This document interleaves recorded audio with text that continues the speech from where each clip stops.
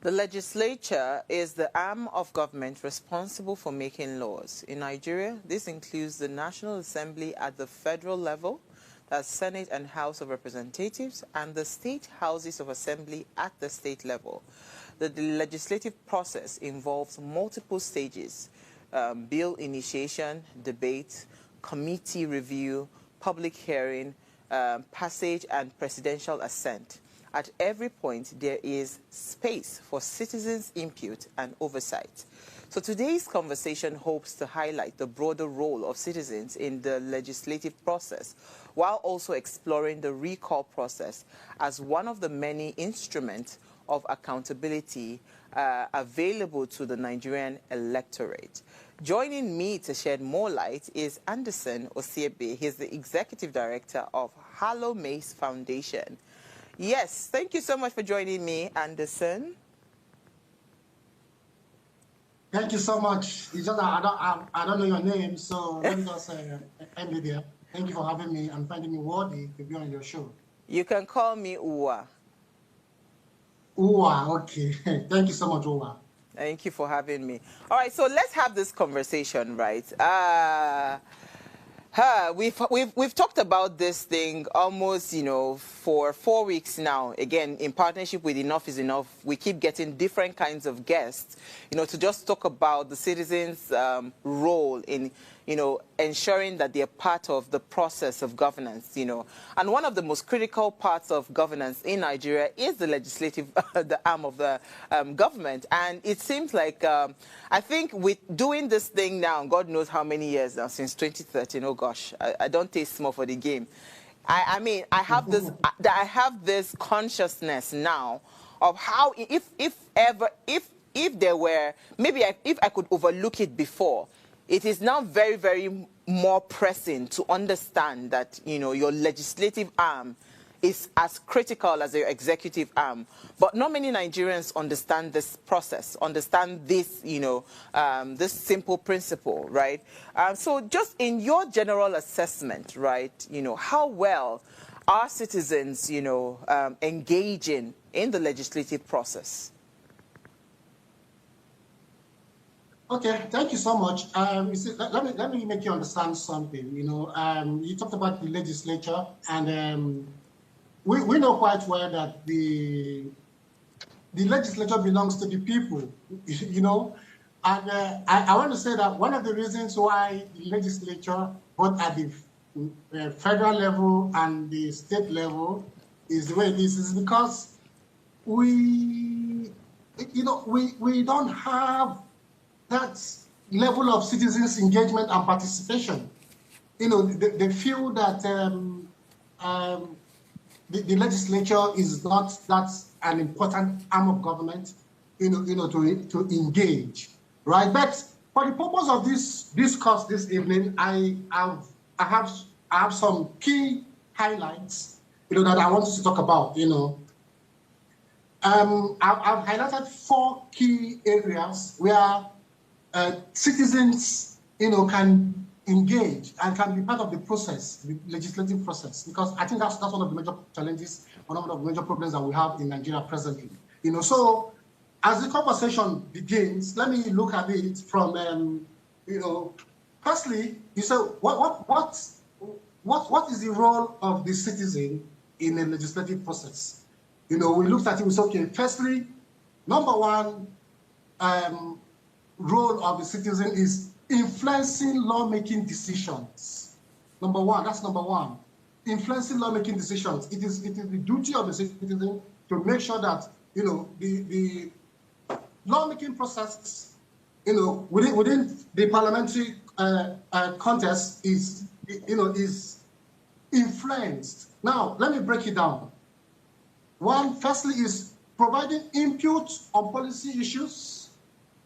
Right? Because when you don't provide input, when you don't make input on policy issues, you see that the lawmakers, the representatives that you sent to the National Assembly or the State House of Assembly to go and represent you will have a field day. Right? So it is important that as a citizen, that you must influence lawmaking decisions. There are decisions that you must influence. There are decisions you must be part of, right? Now, another one we're looking at is advocating for specific legislations. Yeah, because a very good example of advocating for specific legislations has to do with the gender bill that's before the House of Representatives right now. You could see the level of engagement by the Nigerian women. You know, you could see the level of awareness they've been able to create with those gender bills and all of that. So those are part of the process. That is how citizens, you know, can be part of the process of legislative process and all of that. You know, so let's continue. You know, another one we are going to be looking at is participating in public hearings. Yeah, participating in they are very key. They are very important. Citizens do not participate in public hearings. Citizens do not care. In fact, if I take statistics of number of Nigerians now, they don't even understand, they don't even know what public hearing is. You know, but we are going to get down to the reason why they don't want to participate in public hearings. They don't want to participate in anything that has to do with the legislature. Even most of them don't even want to participate even in the political process entirely, not just the legislative process. Okay. Yeah, you know So, what? I'm breaking it down for you now. You see, the other one is also contacting your representatives. It is your duty as a citizen, right, to contact your representative. Most of you don't know that it is that your representative has a duty to provide you with a job. Your representative has a duty to make sure that you're ably represented in terms of either you're looking for a job, you know, who to reach out to. You're looking for whatever you're looking for. You're looking for recommendation letters, all right? All those things are the job of the representative. But where the citizens are not aware, you know, then it becomes a problem. Because I'll give a very good example. I have a couple of people who have approached me, you know, to help them get jobs. And most of them, I call them to my office here and I interview them. Most of them don't even know what federal constituency means. Most of them don't even know what senatorial district means. Now, so when you don't know what federal constituency means, and you don't even know what senatorial district, so how do you now know who represents you, either in the Senate or in the House of Representatives, or even the state in the state parliament? You know, so yeah. Those are issues that people, like most citizens, need to take very seriously and all of that. So, you know, number 2 on this is accountability. Yeah, but when you get involved in the legislative process, you're holding your lawmakers to account. You know, see, it's not rocket science. You know, see, let me tell you, you must be engaged. You must participate in the process for you to be able to hold your representative accountable. Now, let me break it down. How do you hold your representative accountable in the area of accountability? First, monitoring legislative activities. When they were campaigning, they came up with so many promises and all of that. Do you know that there's what we call constituency projects? Yeah? Do you know that you need to monitor your lawmaker in the area of the number of bills that is sponsoring, the area of the number of motions, the area of number of petitions, and all of that? Those are the things. Those aspects are as your duty as a citizen. You know, because when you don't monitor all those things, your representative has a field day. You know, he does what he likes. He comes to your federal constituency, senatorial district, and tell you all the whole lies and all of that. You will believe because you're not even part of the process, right? Secondly, is expressing opinions on bills, motions, you know, empowerment programs and projects. Now, I just told you about constituency project now because when these things are attracted, this doesn't come in the form of money. This is coming in the form of attraction, right? You lobby for it, and it's captured in the budget. Okay. Now, most of the times, this constituency project has to do with your federal constituency or senatorial district. Yeah, it simply means that you're taking something back to your people. Okay. Now, this is part of good governance, and all of that. Okay, so now how do you monitor it? How do you make sure that these things are even on ground? How do you make sure that even most of the projects that he has attracted have been executed? How do you not make sure, how do you even know that your representative is even doing well on the floor of the Senate or the floor of the House of Reps through bills, through motions, through public petitions, and all of that? Okay, Those are your responsibility as okay, a Anderson, citizen. when you started off the conversation, right, you said something around the people, the legislature belongs to the people. Do you think the Nigerian populace understand this, that the legislature belongs to them? Or you think that it is... How do you... How do you not know when you're not even participating in the process? Because you see, how do you know? Everything you have said, right, is something that is a responsibility for somebody that is aware, and they know that these are my responsibilities and this is how I need to engage. But there's a fundamental problem here, right? There is a lack of knowledge. There's a lack of awareness as to how much power citizens wield when it comes to engaging, especially with the legislative arm of government. I said it that prior to now, even I was a victim of that ignorance as well, right? Because whenever I went to the polling unit before now, I never paid attention to who were on those ballot papers at the legislative arm. All I cared about was who I was voting at the executive level. Then whoever I was voting at the executive level just took on. So whatever party that person belonged to, automatically I would vote across the entire value chain, right? Automatically.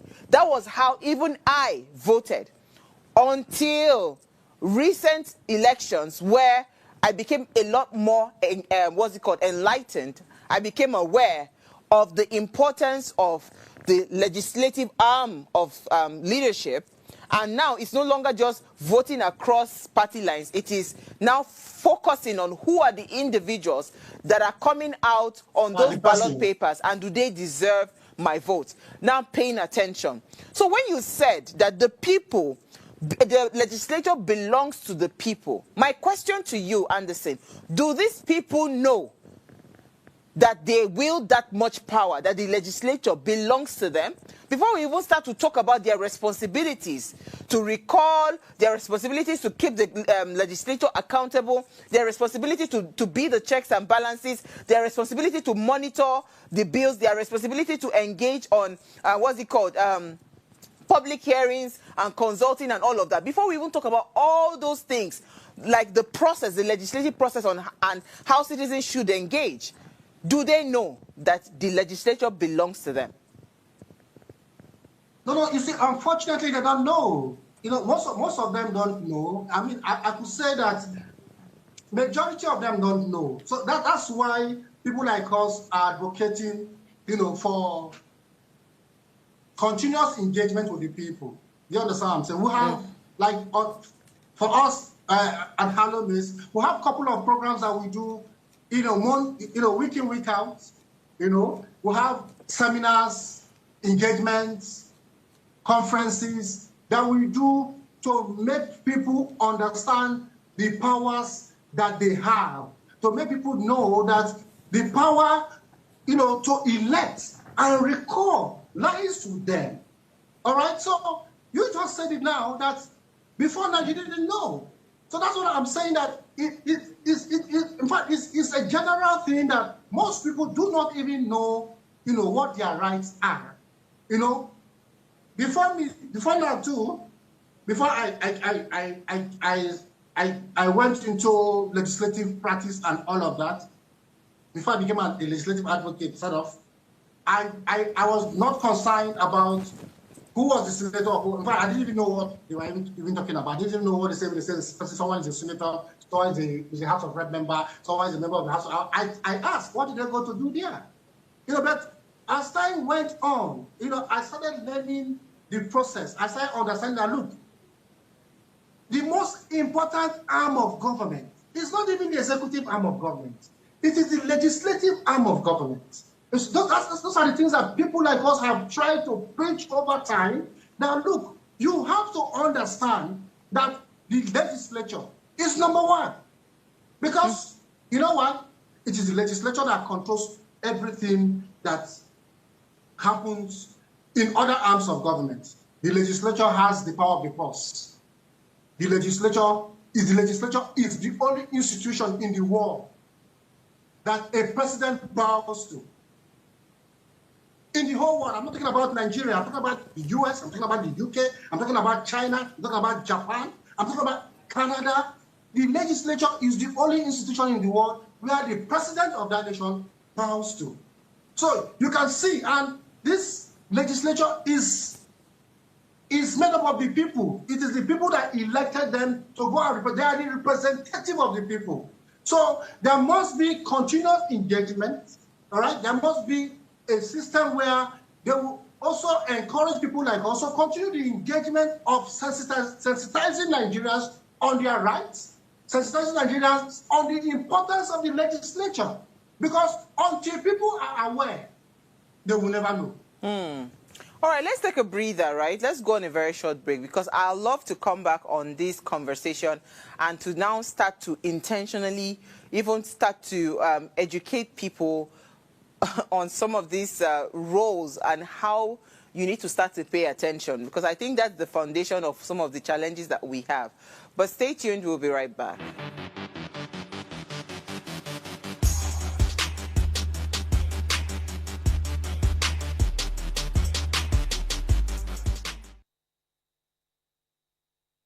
All right, thanks for staying tuned. Now, if you just tuned in, we are discussing the role of citizens in legislative process, right? Please, let's hear what you have to say. Remember, you can join the conversation. Send us an SMS or WhatsApp to 081-803-84663. Our phone lines are also now open. The numbers to call are 07025 007749 or 07014242420. It will be important for you to add your voice to this conversation and let us know why it matters. So, I mean,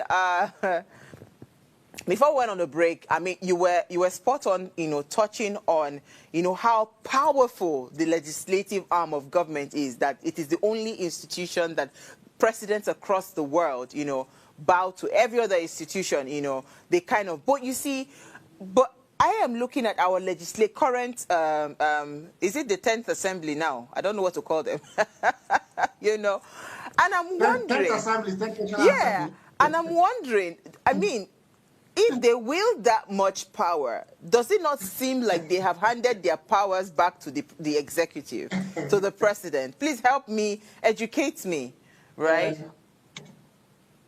Okay, you see, let me tell you something, prior to the leadership election in 2023,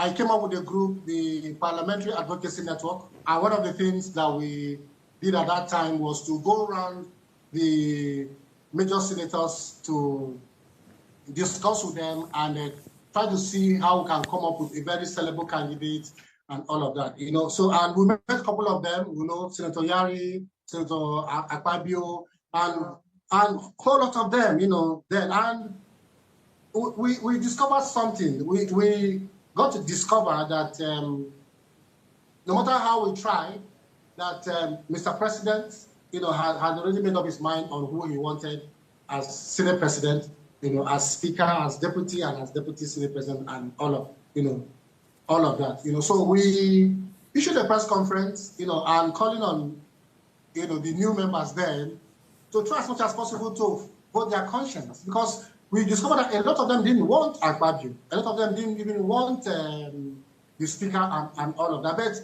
they didn't have an option. They didn't have a choice because their hands were tied.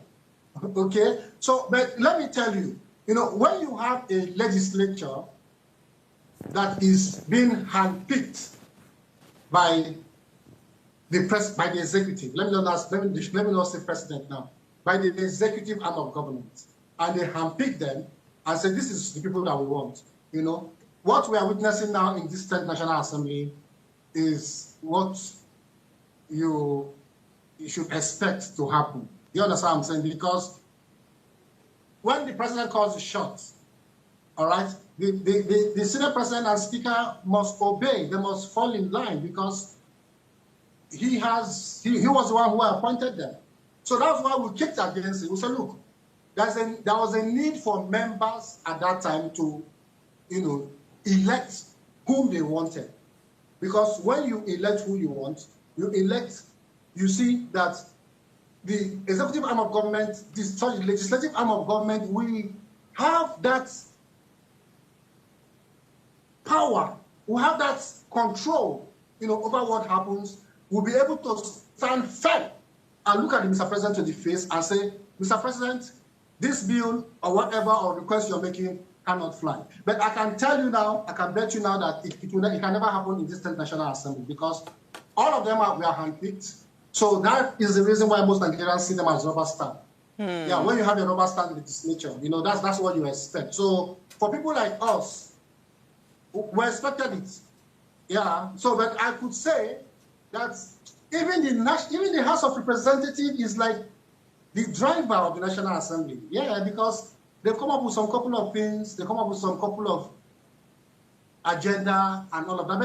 But the Senate is a write-off entirely. It's a write-off completely. You could see what's happening between the controversy between Senator Godswill Akpabio and Natasha, Senator Godswill Akpabio and other senators and all of that. So we saw it coming, and so Nigerians should just take it like that because we shouted and we called for support. They never give us that support. No, but why would you tell us to take it like that? Wait, to Andy say. Maybe to 2027. Maybe to 2027 when we No. Anderson, we have power now. There's power of recall. How can you tell us to take it like that? Kilo day. Because you see, people, whenever we are talking about these things, it's important to let the people know why it matters. Because why it matters for us to engage in the legislative process is that it reinforces the principle that lawmakers work for the people and not for themselves, right? It also encourages lawmakers to remain accountable and engaged. It serves as a deterrent, right, to absenteeism, corruption, and poor representation. This is why citizens must engage. So you cannot tell me that we should take it like that in 2027.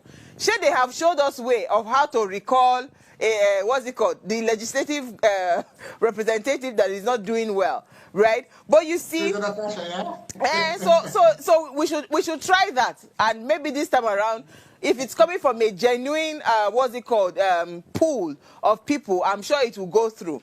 But what are the challenges to effective citizen participation? Because I understand that, yes, we need to engage, but there must be something that is blocking that engagement, right? So what are the challenges that is not giving that effective engagement, that participation that you would really love to see citizens engage in that legislative process?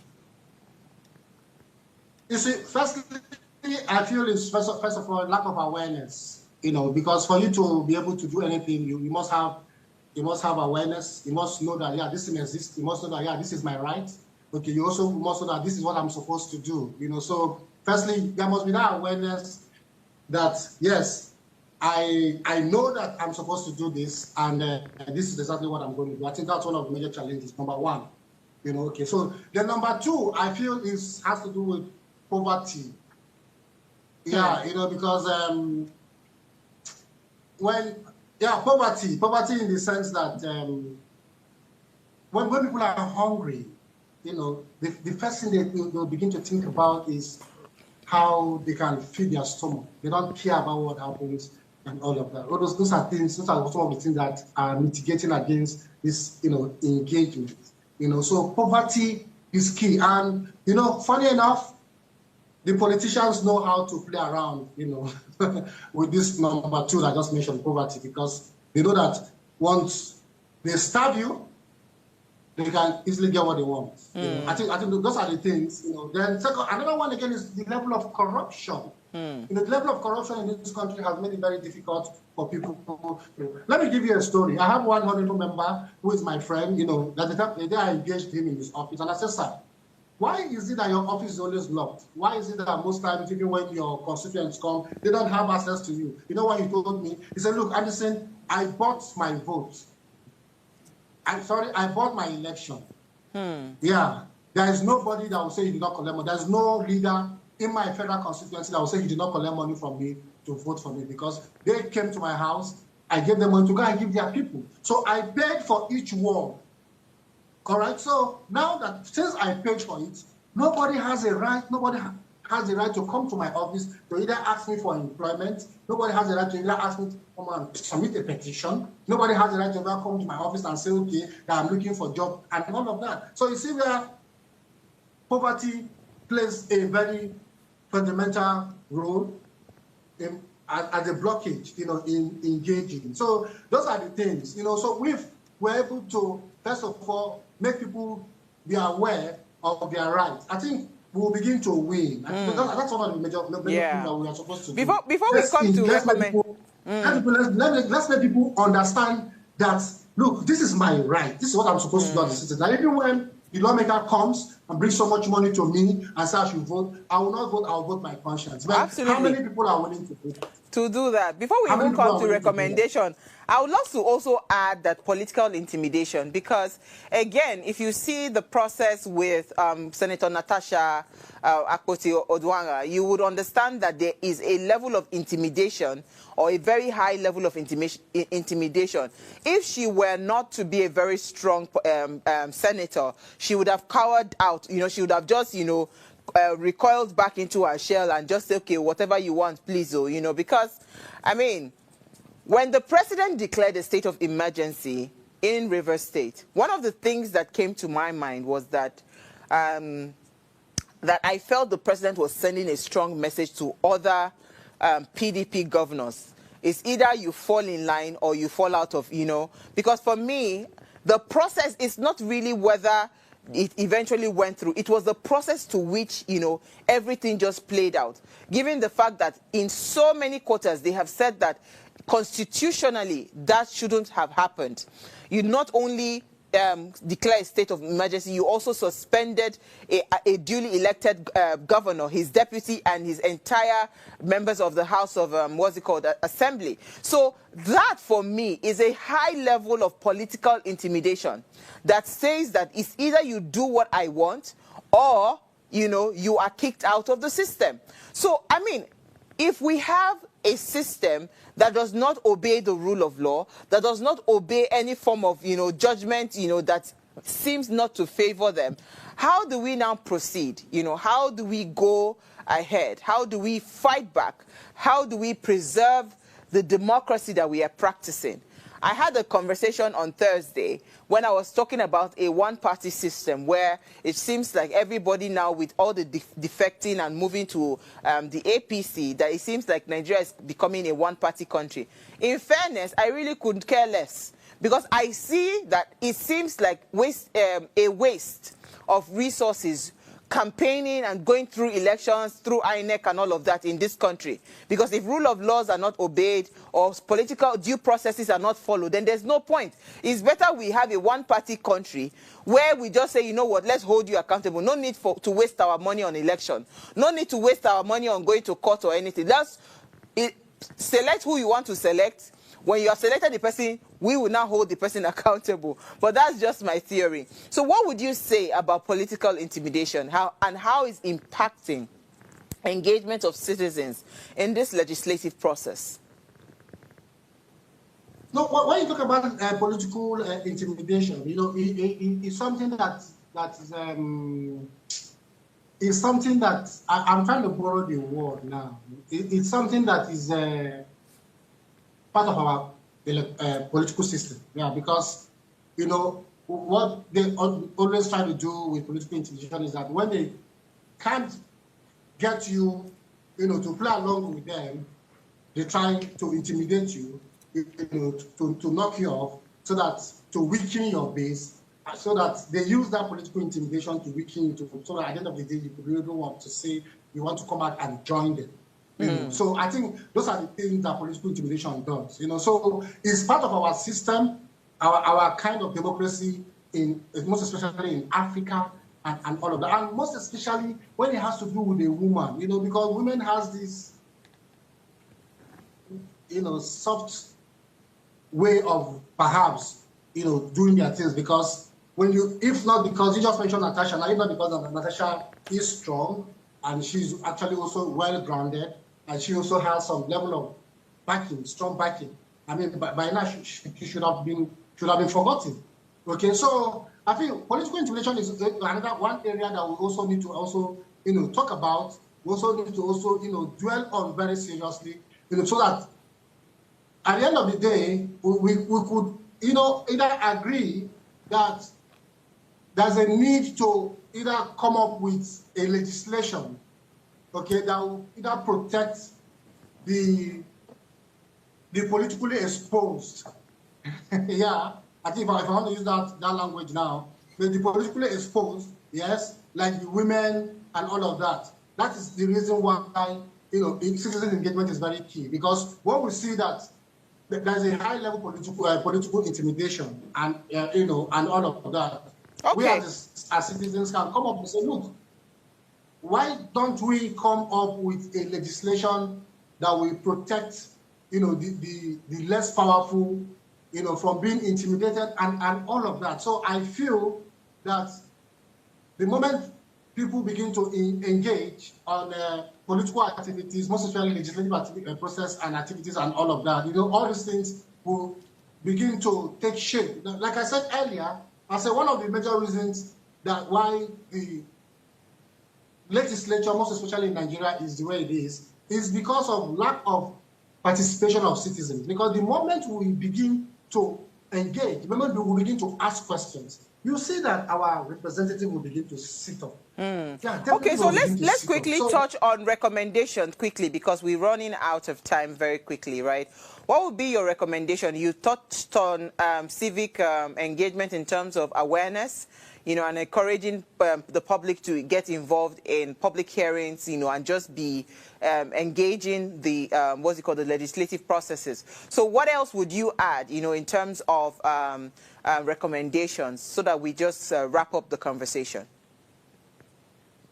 No, first of all, one of my number one recommendations that I will say this evening is for citizens to understand, their rights and make sure they pursue it, and also try as much as possible to engage even locally, because every politics is local, because when you engage with your lawmaker or your senator and ask questions and get involved in what's happening within that locality, you see that you begin to come closer to governance and all of that. So my number one recommendation today will be, I think I wrote it somewhere, is to, first of all, be active participants in electioneering process. Yeah, don't stop sitting on the fence. Make sure you get involved. Make sure that in every activity, in every town hall meeting, in every public consultations, in every join advocacy groups. All right, have a lot of you can even come up with a lot of advocacy groups in your federal constituency, in your senatorial district, and all of that. I'm not saying come up with a very violent advocacy group. I'm saying engagement. Because I believe that the only form of good governance is through proper engagement, because that's the only way we can move forward as a nation. Because when you engage properly, you definitely get results. But when you want to take it by violence, you feel that politics is, because that's one of the things that they tell them in Nigeria, that politics is part of politics is violence. So people like us don't preach that. We preach peace, we preach harmony, we preach peaceful coexistence and all of that. So firstly, get involved in the process. Get involved in the process. Absolutely. Then ask so much questions. Now, when you get involved in the process, you see that. I mean, I'm trying to also borrow the word, because I don't really understand why somebody will be alive and there's a process and you're not even interested in it, in the process. So I feel I guess you need to do is the first thing you need to do is to get involved in the process. You know, when you are involved, then you can then understand it better. Absolutely. Thank you so much. I mean, we've had an amazing conversation. Thank you so much for your time this evening. Please enjoy the rest of your evening. So you can also invest in civic tech tools that simplify access to legislative data. You can also encourage transparency by pushing for regular lawmakers' scorecards. You can also protect whistleblowers. So in case somebody knows a lawmaker and it blows a whistle, you know, you can engage and protect them so that those citizens don't get backlash, you know, because active citizenship doesn't end at elections, or it doesn't end after the elections, right? It doesn't end after the polling units. Nigerians have a constitutional and moral responsibility to stay engaged in how laws are made and implemented. So whether it's attending public hearings like our guests, you know, rightly mentioned, or submitting petitions, or even using the recall process, the role of citizens in the legislative process is critical to building a responsive and accountable democracy. We have to engage. If we really want to see the change that we are hoping for, we have to engage. So thank you again to our guests, and thank you for watching as well.